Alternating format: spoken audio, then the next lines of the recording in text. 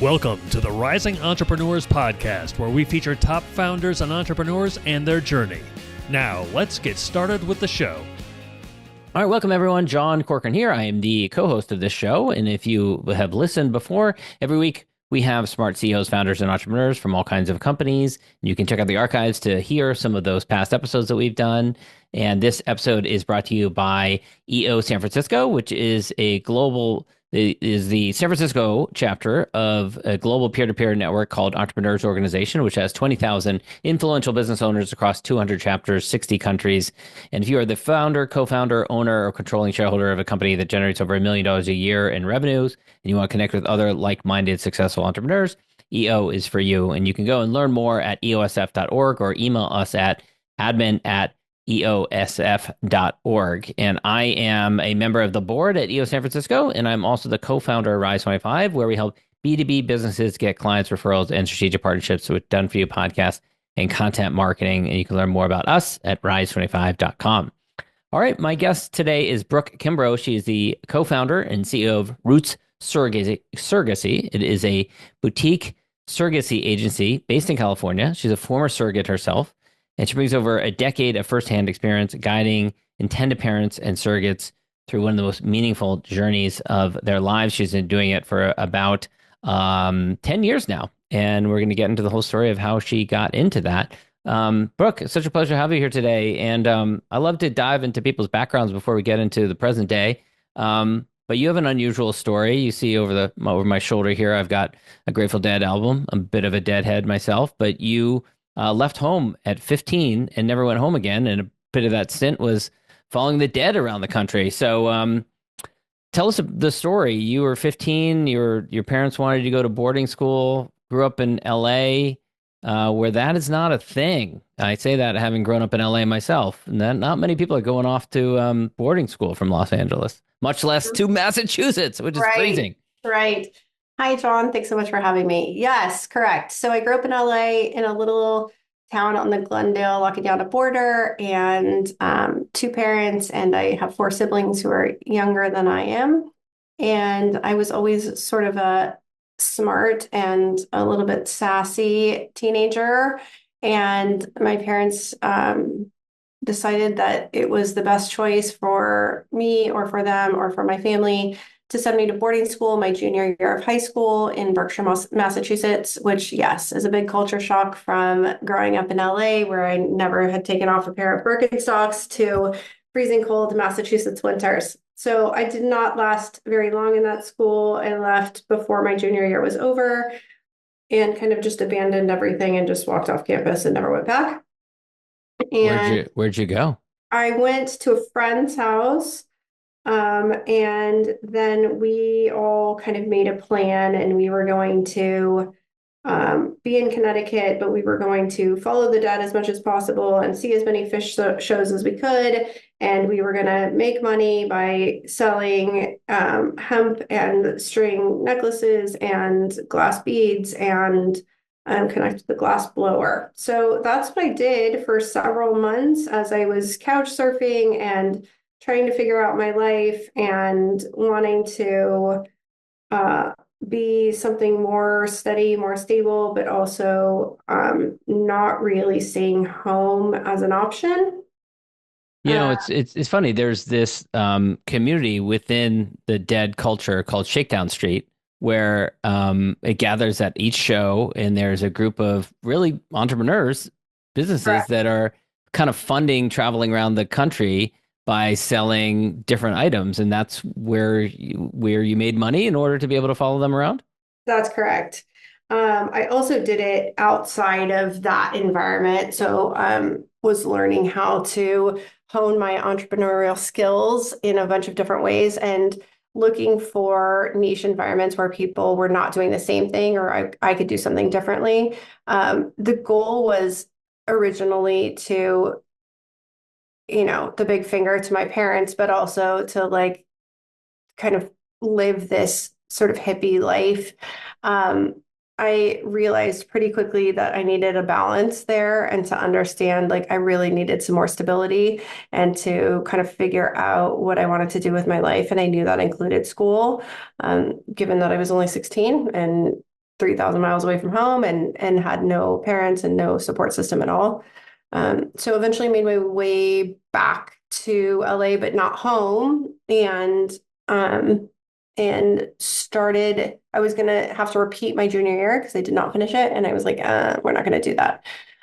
So I had some random jobs for a few months, and then I figured out that I could take the California High School Proficiency Exam, which is essentially a diploma from the GED. state of California. It's different Yeah. than the GED, but it's like Okay. a diploma from the state of California Okay. as opposed to a particular school. And then ended up going to community college where I entered into their honors program, and then that got me into UCLA.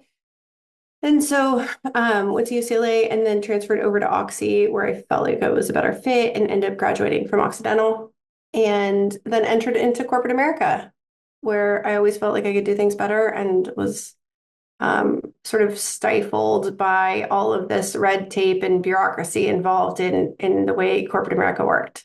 So your parents eventually had four other kids of five kids, which is extremely unusual in Southern California. What was the relationship like with your parents after you walked off of the boarding school? Um, they weren't pleased, that's for sure. I have a super good relationship with my dad now. Mom is fine.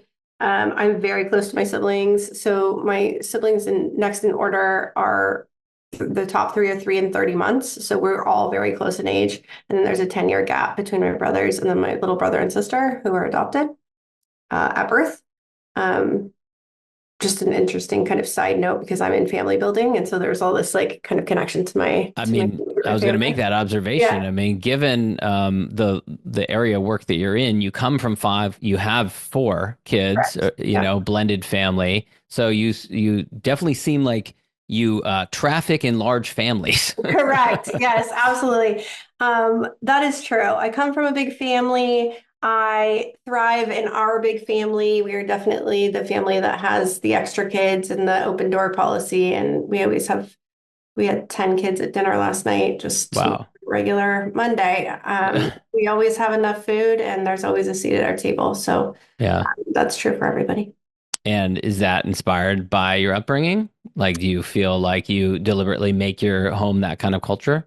Yeah, of course. I feel like family and I feel most happiness when I'm with my family. And I feel like, there's a lot of opportunity to provide that to kids that maybe don't have it or maybe that need different kinds of support systems. So they may have a fine family structure at home, but there's a lot of pressure or nobody's paying attention or whatever it may be. And so we just have my husband and I, bless his ever loving heart, because there's a lot of chaos in our family. We have 4 teenagers, so you can imagine what that looks like with all of the goings Yes. on and Yes. lots of food and lots of that stuff. But I feel like there's so much joy, and I love this. I know I'm probably alone in this, but I absolutely love this kind of season of life where my kids are learning about the world and having to navigate things as young adults. So, Yeah. um, yeah. And so you had three, you gave birth to three kids, correct? I And gave birth you have to 3 of my kids. three of Yes. your kids. Yep. Your husband had a daughter from a previous marriage. And then after that, you decided to be a surrogate. So tell me about that. Yeah. So my husband had, when we got together, he had a 2-year-old. I subsequently adopted her. So she's actually my kiddo. And then we had 3 other kids together. So we have a blended family, but not so much anymore because they're all mine. And then when my littlest guy was 1, I had known about surrogacy. I was definitely done having kids. I had at that point 4 kids under 7. And Wow. so I was like pretty inundated, but I really wanted to help another family. I always knew it was a part of who I was. I've always been a big advocate in the LGBTQ plus space. And so I really wanted to help, a single gay couple, single gay human or couple. And And what drove that? Was there a personal experience or something? Was there a I don't reason, think something so. I inspired that? mean, no, we've always been surrounded by a bunch of different cultures and climates in my life. Um, it's never been any different. It's just always been that way. And I don't know, I felt like I was called to do it. Mm. I definitely, when I was talking to the agency, I was kind of a bad surrogate in this way. I did no research. I didn't do a bunch of like So, all the so agencies you out went there. through a I surrogacy went through an agency. agency, but typically what should happen is you talk to a bunch of agencies and you see kind of who their parent population is and, how many clients they've supported and, what their background is and all that stuff. I did none of that. Both my parents are lawyers. I called their friend who's in the adoptive space and he said, yeah, I know this agency. It's all I know about them. And I said, great, they're mine. So I connected with this agency and was matched with a single gay intended father who was a little bit older, and he was perfect. He is amazing, and we immediately connected. We had a really wonderful, trusting, loving relationship throughout the pregnancy, and lived geographically pretty close to one another, which was much more common back then. This was back in 2015. And then baby was born. I had prior C-sections, and when you have C-sections in the past, generally you have a repeat C-section, which I needed to do. I had to choose between who was going to be in the operating room with me because you cannot have multiple people in there. So I chose to have Patrick, my intended father, instead of my husband. And there was a really beautiful story of him. I was laying on the operating table. He was above my head and he was holding my hands. And when the baby was born, she started to cry and my face got all wet and I was like, I don't understand what's going on, but I was, under like A lot of duress and drugs. stress and drugs and all this stuff. Yeah. Yeah. But it turns out that I was like, I'm not crying. I don't understand. And I looked up and he was crying. And so his tears were falling on my face and he was Wow. so happy. It was so beautiful. So when Olivia was born, he went with her. My husband came in for the rest of the Mm. surgery. So I was supported the whole time.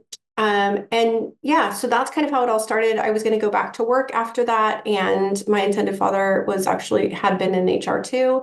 And I was like, oh, I don't want to go back into that. And he said, I hear you.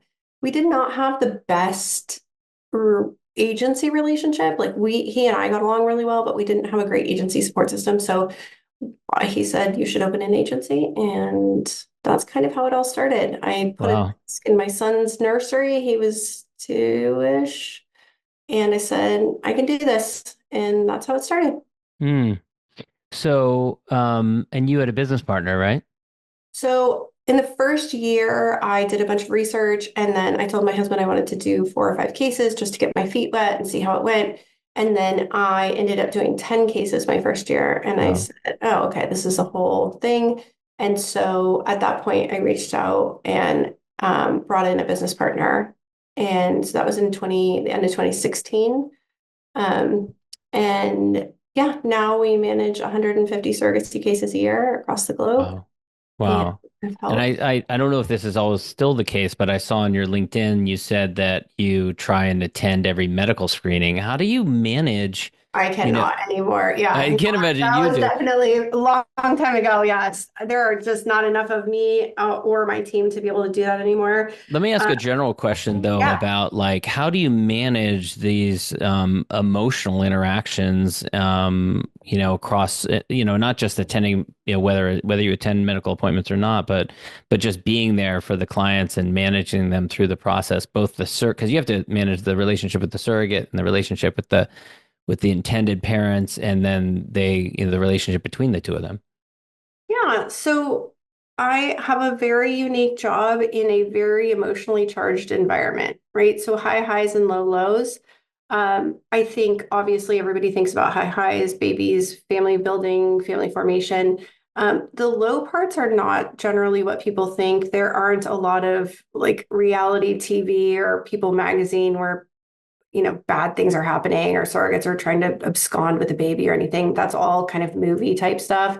It doesn't really happen in our space, but more so the science isn't perfect and we don't know why perfect embryos don't create babies. And so Mm, there is loss, there is miscarriage, there is mm, grief. And that's really challenging, especially in a hetero environment where that's why they're in surrogacy is that they had recurring loss. And so it is generally the science, which is the culprit of like the kind of low pieces of things. But overall, I wake up every day and feel very grateful to be able to help families grow. And to interact with a whole bunch of different kinds of people who really show the beauty of life and how much people are willing to give to one another to, find happiness and joy. So of your client caseload now, let's say over the last 10 years, how many of them are, LGBTQ situation? How many of them are a situation where they just couldn't conceive? How many of them are a single parent who needs to use a surrogate? Like, what's the breakdown? We split, it's very different agency to agency, and sometimes people have niches about where they live in their space. Professionally, we're about half and half. We do about half hetero, half same sex, and then singles on both sides. So it just depends year to year, but generally about half and half. Got it. And talk to me a little bit about like how you find the surrogates. It's a very good question, John. And there is a massive surrogate shortage in the US right now. So it is extremely difficult. It has added a bunch of time and cost to an already really costly process. But surrogates are wonderful human beings who it's actually not that people are not willing, excuse me, willing to carry babies for other families. There's so many people willing to do it. It's that it takes so much to qualify to be a surrogate. There's so many different qualifications from the amount of pregnancies and health of the pregnancies that you've had, your age, your BMI, willing to travel, your support system, the state in which you live, the legal parameters, your mental health diagnosis, mental health medication. So there's all of these parameters that really limit the pool of people who can become surrogates. So we find surrogates all over the country. We only work in the United States. There are definitely agencies that work in other countries, but we only work in the United States with surrogates and are really limited in population about surrogates that we're willing to partner with in order to make sure that we are providing the least legally risky proposition out there. Yeah. What has been the most unexpected element of being in this line of work? That's every day, John, every day. Every day is no day is the same. Unexpected. I don't I don't have a lot of unexpected days anymore. I think definitely when I was entering into the space, I didn't expect the science to be as complicated as it was in the sense that I expected it to have a better success rate. We're looking at successful embryos turning into live births somewhere between 40 and 60% of the time, even when we know a whole bunch about them.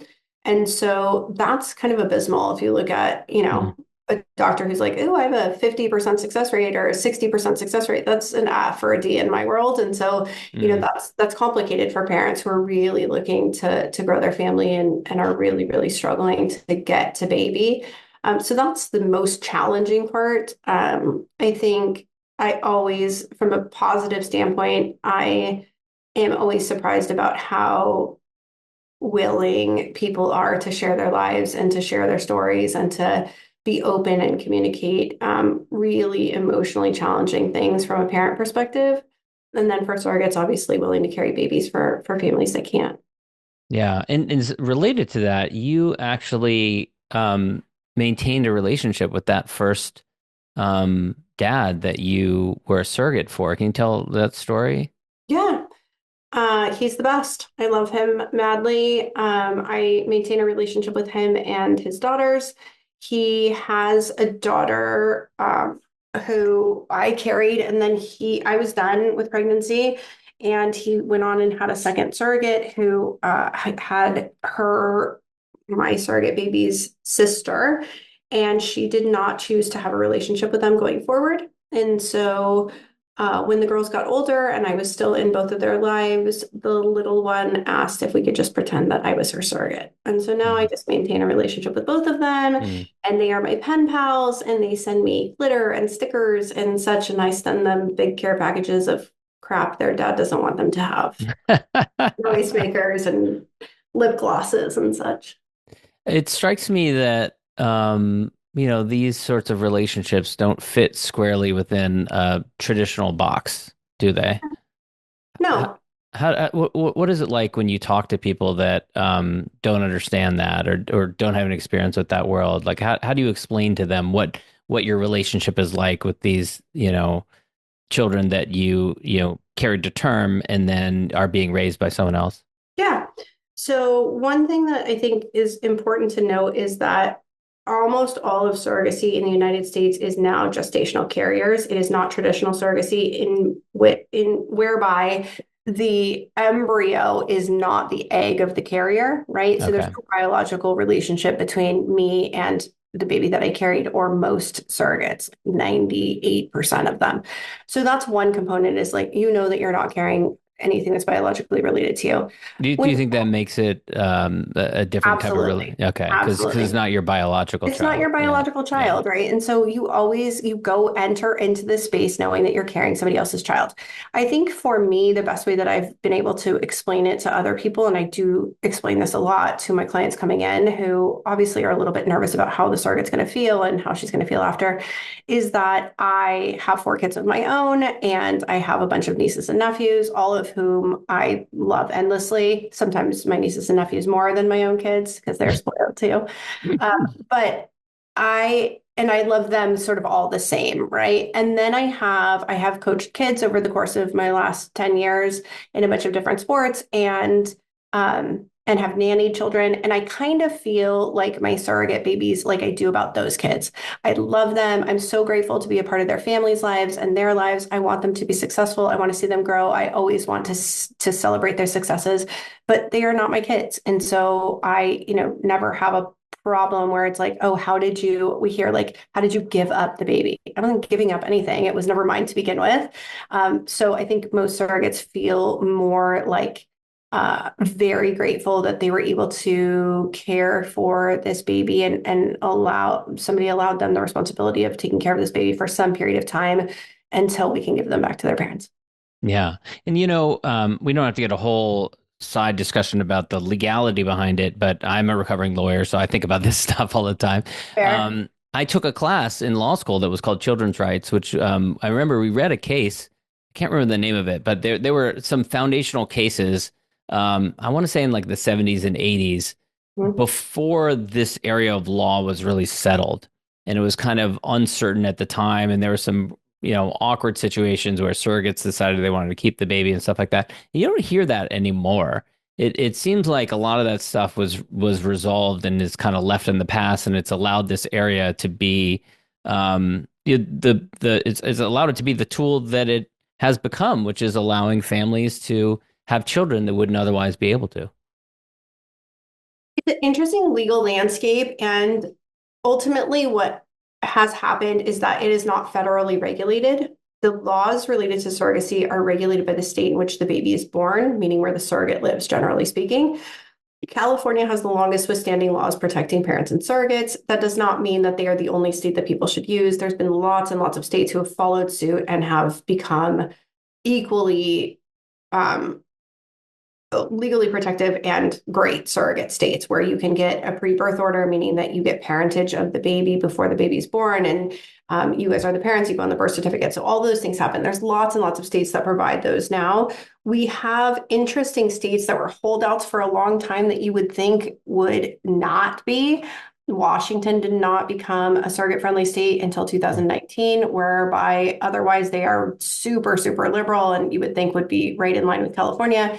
Another surprise is New York did not become surrogate friendly until 2021. So really late to the game. They actually put into place a whole surrogate bill of rights, which advocates for the rights of surrogates as well as parents. And then we are just April 2025 welcoming Michigan into surrogacy. So we're all going in the right Those are direction. some bigger states that were Correct. not Yep. in the game for a long time. Wow. Correct. Yeah. So really happy to have those states entering into the space and protecting the rights of parents, surrogates, and then ultimately babies in getting them where they need to be, and protecting their identity as human beings, and where they came from. I imagine, given the landscape of the world we're in 2025, there are certain states that you don't operate in. Yes, sir. Yeah. I think, from a legal standpoint, there's still 5 states that we can't operate in. That's always been true. With the changing laws in Texas and not allowing people, our surrogates, our friends, our female counterparts to have access to healthcare there. We stay out of Texas. There are lots of agencies that still work there. I think it's legally risky, so we do not. And then, on our watch list are places that are potentially dangerous from a standpoint of what direction are we headed. I think for the most part, we don't really have elective terminations in surrogacy. We're not accidentally getting our surrogates pregnant. And so we're not accessing termination as often or as frequently as the general population of the United States. But we still want to be able to have access if there was an ectopic pregnancy. What should happen in an ectopic pregnancy is that there should be a D&C and that, she should get medical care as soon as possible. That is not available in Texas and seemingly may not be available in other states, generally in the South in the next year or two. So we're watching those states closely. Yeah. I want to shift a little bit and ask you about the business of building a business like this. Talk to me a little bit about some of the challenges around, hiring, getting, employees on board with this. What has that been like as you've grown the agency over the years? I have been extremely lucky, fortunate, and immensely grateful that we have only ever lost one employee. We hire with intention and really, really protect our team about who is a good fit and a good community resource and a good advocate and aligns with what we're doing. It's already a very emotional environment. There's a lot of burnout in surrogacy, and so we're really looking for specifically people who are really connected to our community, who want to be members here, who want to be a part of it. Maybe surprising, maybe not. We get lots and lots of people who want to come work for us. I think agencies, generally speaking, if you're a good agency, that happens. Lots of surrogates are like, hey, I can't endlessly have babies, but I'd love to stay in this space. Can I work for you or with you? But we've grown obviously, but we've maintained the same and grown in a way that has been healthy for Roots. So we've not had a lot of turnover. We've not had a lot of burnout. We are so grateful for our team, and they really are the ones that make the magic happen. But more complicated is sourcing intended parents and or surrogates, just depending on the time. Right now, the supply and demand is completely off. There's so many parents and not enough surrogates. The exact opposite was true back in 2015, 2016, 2017. So Wow. that is more complicated. Obviously, they're not my employees, but it is a complicated endeavor to try and find pieces that match and mix well together. And that can also be like from a parent side, afford surrogacy, want to be a part of it, or not going through the adoptive space, whatever that looks like for their families. And then from a surrogate side that are qualified to do this and want to carry a baby for another family. And you mentioned there's a whole list of things that they need to check off in order to be qualified. But if you could wave a magic wand, is there anything that could be done that could solve this imbalance of supply and demand? Mm, not one thing in particular, for sure. I wish the science was better. I wish that we knew more about embryos so that we knew that if we had an embryo, it was going to create a live birth, so we wouldn't have so many failed transfers. Um, Access to medical care in communities that have kind of medical deserts and do not have great medical care would be really helpful. And that's not just where people think like in the Midwest or whatever. There are absolute communities within California itself that do not have great medical care and do not have access to, you know, like level 2 NICU, level 3 NICUs. There's one OB to serve an entire population within 200 miles. So there's definitely room for improvement in the medical community as it relates to helping support pregnancy, generally speaking. Yeah. Now, given the imbalance in supply and demand, it must be hard to do this last part, but you got to match these people. You got to match the couples or the individual that are looking for a surrogate, and you have to figure out, okay, who's a good pairing here. You say in your LinkedIn profile, you don't use computer pairing or a match.com model. How do you make those determinations? Who's a fit? Yeah, so a lot of it is, well, here's what we look at. So we look at the parent's personality, we look at the parent's expectations, we look at the surrogate's personality, the surrogate's expectations, we look at the expectation of the reproductive endocrinologist or the doctor in clinic where they're going to create the embryos, and then ultimately the geography of the parent and the surrogate, which is the least important part, assuming that the surrogate lives in a surrogate-friendly state. So after we do all those things and think that it may be a good fit, we're also looking for generally how are people coming into this space? People, if a parent is very, very nervous, a really laid back surrogate who's like kind of go with the flow may not be the best fit. They may need a more go-getter A-type personality who's going to be really, not that the other surrogate wouldn't be on top of things, but really needs to kind of cross all the T's maybe twice. So we are looking at that. And a lot of it is just, we've been doing this a long time, right? We've made hundreds and hundreds and hundreds of matches. I did 375 parent calls educating about surrogacy last year alone. So Wow. I have a really good understanding about, what people need, even if they may not understand that themselves. And then from a surrogate perspective, same thing. Our team is spending a lot of time vetting these surrogates. We never put a surrogate in front of a parent before 4 months, where we're really understanding who she is, who her support system is, and then getting all this information about her and doing background checks and psychological evaluations and medical screening checks. And so all those things too, but really getting to know the people that you're helping is very helpful in being able to make good connections because we're building teams. And that's really what it is. It's a team of people working together on a project. This project just happens to be Project Baby, but it does take a connection and it does take the right fit. You mentioned that 10 years ago it was much more common that everyone was geographically closer together. And you, in the meantime, during this 10 years, you moved from Southern California to Northern California, moved your family, those kids, those teens we were talking about. How has that changed the dynamics of this, business, both with the family move and also the fact that surrogates might be further away from the parents? It actually doesn't matter where the agency is. So agencies are all over the country. And we have always, so since 2015, we've always been remote. All of our employees have been remote. We've always worked remotely. And in fact, back in 2016 and 2017, we were using Zoom. So when everybody was having this like Zoom crisis in 2020 about how to use Zoom and how their kids were going to be on Zoom, we were like, oh, please, like, let me tell you, we've been using Zoom for years. So I think from that standpoint, it hasn't changed that much. I think it's more that a couple of things have happened in the landscape, which have changed the game. San Francisco, shout out to you. Lots of big tech companies started adding fertility benefits to their benefits package, and that has allowed people a lot more access to build their families later or in different ways and entering into third-party family formation.